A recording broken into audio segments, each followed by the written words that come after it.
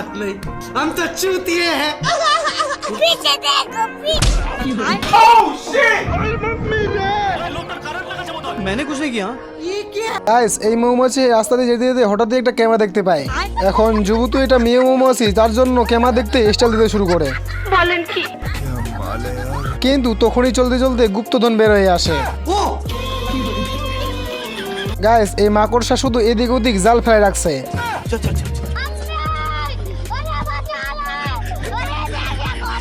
Guys দেখছেন মাকড়সা জালে গুরু ধরা পড়ে গেছে। ये सब क्या देखना पड़ रहा है? अच्छा है मैं अंधा हूँ। এইখানে একটা লোক একটা কাগজের উপরে আগুন ধরিয়ে দেয়, কিন্তু তখন একটা মাছি উড়ে এসে আগুন নিভিয়ে দেয়। আমার এলাকায় তোরা ইফটিজিং করিস কেউ? গাইস এইদিকে একটা ফড়িং তার পাখায় ধার দিতেছিল, আর তখনই হঠাৎ করে ব্যাঙের মতো লাফাইতে শুরু করে, কিন্তু লাফাইতে লাফাইতে হঠাৎই উদাও হয়ে যায়। ফড়িংকে মনে হয় কাকে খেয়ে ফেলছে। मैंने कुछ नहीं किया। আর এইদিকে মাকড়সা শিকার খুঁজতেছিল, আর তখনই নিচে তাকালে একটা সুন্দরীকে দেখতে পায়। এখন সুন্দরীকে দেখে একেবারে দ্বীপজলের মতো হয়ে যায়।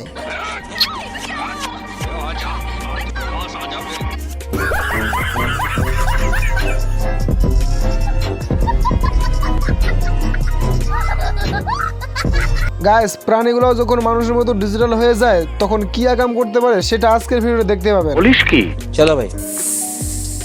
গাইস যেমনটা এখন আপনি দেখতে পাইতেছেন, সাপও এখন ডিজিটাল হয়ে গেছে। না মানে চলতে গিয়ে যেন কোনো কষ্ট না হয় তার জন্য চাকা লাগাই দিয়েছে। আর এইদিকে মুরগির অবস্থা দেখেন, এ তো পুরো তাওয়াটাকে উঠে নিয়ে যাইতেছে।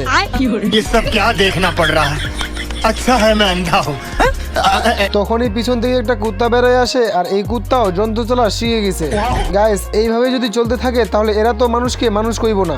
पुलिस की গাইস এই দেখেন মাছও আবার গল্পের বই পড়তেছে। এখন মাছকে ক্ষুধা লাগার কারণে মাছ উঠে একটা বাটনের চাপ দিতেই খাবার বের হয়ে আসে, আর খাবার শেষ করে আবারও শুয়ে পড়ে। গাইস এই কুত্তা তার মালকিনের সামনে আসে, আর তখনই তার মালকিন একটা বল নিয়ে ওইদিকে ছুড়ে মারে।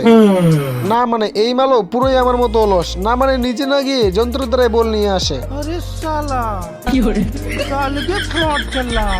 এইখানে আবার এই দুইটা মাছের কাণ্ড দেখেন।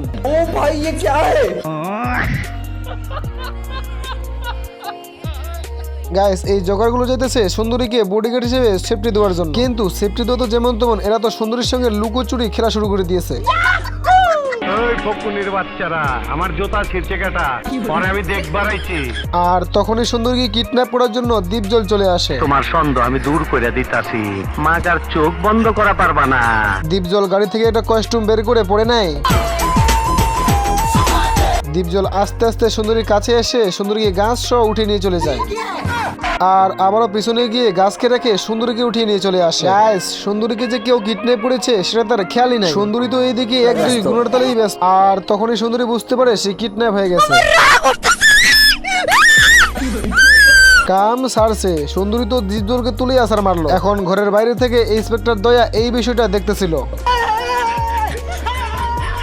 দীপজল আবারও সুন্দরী পিছনে আসতেই সুন্দরী দীপজলকে ঘুরিয়ে ছুড়ে মারে। ভাই রে ভাই, এইখানে ভিলেন আমি কারে বলবো, না মানে দীপজলকে দেখে তো আমার উল্টা মায়া হইতেছে।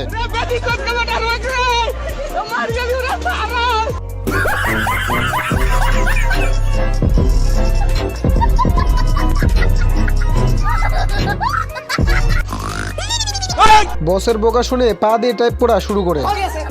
এখন কাজ কাম বাদ দিয়ে এই বলদকে চাকরি থেকেই বের করে দেয়, কারণ এই মালে হচ্ছে পৃথিবীর 1 নম্বর অলস, এই কিনা কাজ কাম বাদ দিয়ে শুধু ঘুমাইতেই পারে। যাই হোক এই মালে কোন রকম জামা কাপড় খুলে আস্তে করে বেটে এসে শুয়ে পড়ে।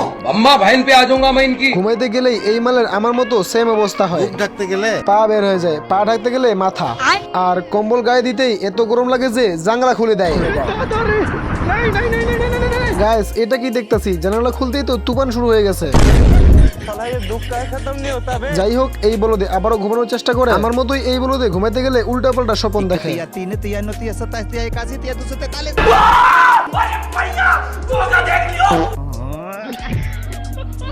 এখন এই বলদে উল্টা পাল্টা স্বপ্নের হাত থেকে বাঁচার জন্য আইনস্টারের কাছে যায়, কিন্তু আইনস্টার এমন যন্ত্র পরিয়ে দেয় যেই যন্ত্র ট্রিটমেন্ট করা বাদ দিয়ে গেম খেলা শুরু করে দেয়।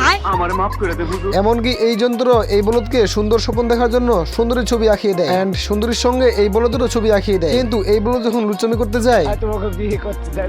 ওই মাম্মি রে।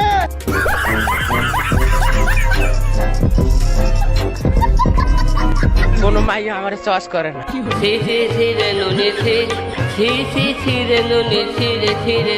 হিরো আলম গান গাইতে গাইতে ক্লান্ত হয়ে যাওয়ার কারণে ভিটামিন খেয়ে নেয়, এমনকি মাইক্রোফোনকে তুলেও ভিটামিন খাওয়াই দেয়। দেখলে তুই রে নুনি মনকে দিল্লি না। কিন্তু এই গান শোনার পর মেয়ে পাইগুলো অজ্ঞান হয়ে পড়ে যায়। গাঞ্জা খাই কুল পাই না, লেখাপড়া করবো কোন সময়? আর এইদিকে এই বিড়াল ডাস্টবিন থেকে খাবার তুলে খাইতেছিল। दारू में मेरा बाप का गराज चला गया, पूरा प्रॉपर्टी चला गया, खुद मेरा बाप चला गया। भाई आज ऑमलेट नहीं बनाऊंगा, आज तेल का ऑमलेट बनाऊंगा। हाँ भाई सुनना संभाल लेके पहुंच। এখন তোতা পাখি বিড়ালকে বলে, হিরো আলমের গলার আওয়াজ থেকে বাঁচার জন্য, হিরো আলমকে মারার জন্য আমি তোমাকে সুপার দিতেও রাজি। আমার কাছে কোনো ব্যাপারই না। এখন আস্তে আস্তে বিড়াল লুকিয়ে লুকিয়ে হিরো আলম মার্কা পাখিকে ধরতে যায়। এন্ড যখনই হাত বাড়িয়ে ধরতে যাবে, এই হোরের পুত রেডি হয়ে থাক, তোরে আমি গান শুনামু সুরে। কেঁচো এই দিক ওই দিক দেখে কাউকে দেখতে না পেয়ে হাঁটা শুরু করে। अबे कौन है बे तू? কাম সারছে, কেঁচো তো মুরগের ফাঁদে পড়ে গেছে।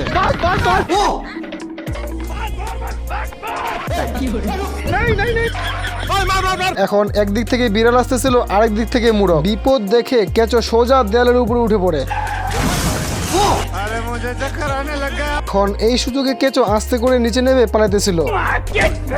এই তুই সাক্ষী দিবি, এই তুই সাক্ষী দিবি, এই তুই সাক্ষী দিবি, এই তুই সাক্ষী দিবি। তা ঠান্ডা করো পু, নাহলে অন্টুর মধ্যে খালাস করে দেবো কিন্তু।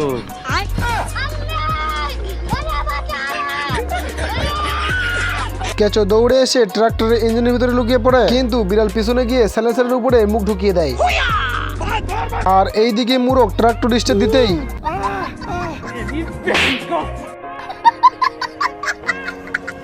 তুমি জানো না ये सब क्या देखना पड़ रहा তো है? একটা খেলনা হাঁস পায়ে নিচে বেড়াতেছিল, তখন একটা রিয়েল হাঁস উড়ে চলে আসে। अच्छा है मैं আমি ইচ্ছা করলে তোমার চুলকানির মলম লাগাই দিবার পারি। এইটা বলে হাঁসের পুতুলকে পানির উপরে ছেড়ে দেয় এবং রিয়েল হাঁসটাও পানির উপরে চলে যায়। বলিস কি?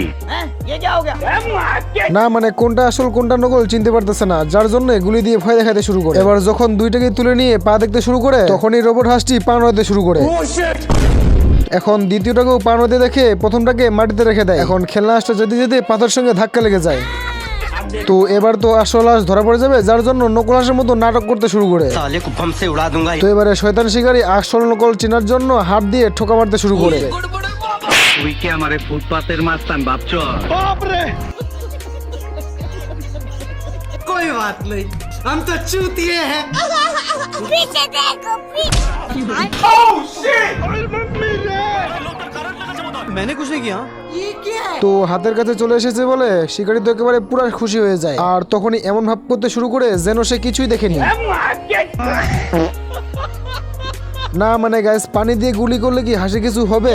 তো বন্দুকের ভিতরে এখনো পানি ছিল, যে পানিগুলো মুখের উপরে পড়ে। बेकार है भैया, मैं तो टूट गया। তো আকাশ থেকে অনেকগুলো হাঁস নিচে নেমে পড়ে।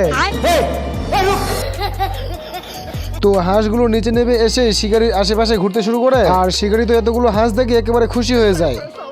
গাছ দেখছেন, গুলি করলেই পানি বের হইতেছে। এইভাবে কি শিকার করতে পারবে? হাঁসের সঙ্গে দৌড়াইতে দৌড়াইতে একটা তারের সঙ্গে আটটা পড়ে যায়। না মানে নিজেদের তারের উপরে আটটা গেছে, এইটা আবার দেখতেছে না। তো শত চেষ্টা করার পরও একটাও শিকার করতে পারে না, যার জন্য এবারে বন্দুকের ভিতর থেকে পানি বের করতে শুরু করে। তো এবারে যখনই কাপড়ের মতো চিপে তখনই ব্লাস্ট হয়।